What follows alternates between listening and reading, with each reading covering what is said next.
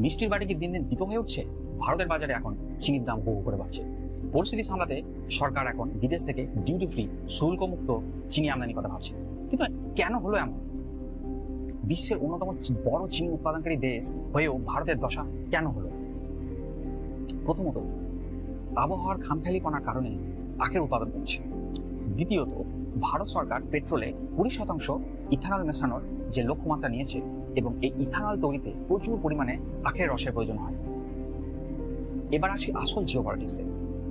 বিদেশ থেকে duty free চিনি আমদানি করলে ভারতের কি ক্ষতি হবে? বিদেশি মুদ্রা যেমন ডলার বাইরে চলে যাবে, বাণিজ্যে আরও ঘাটতি দেখা দেবে। উপরন্তু বিদেশে বা আন্তর্জাতিক বাজারে চিনির দাম এমনিতেই চড়া, ফলে সস্তা চিনি কিনতে গিয়ে ভারতে মুদ্রাস্ফীতির সমস্যা আরও বাড়বে। সাধারণ মানুষের এমনিতেই পকেটে টান।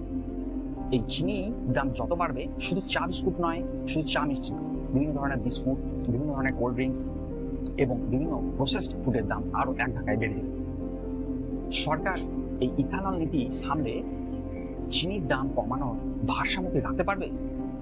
আপনার কি মনে হয়? কমেন্ট করুন। এই ধরনের জিওপলিটিক্সের তথ্য পেতে চ্যানেলটি ফলো করুন। জয় হিন্দ।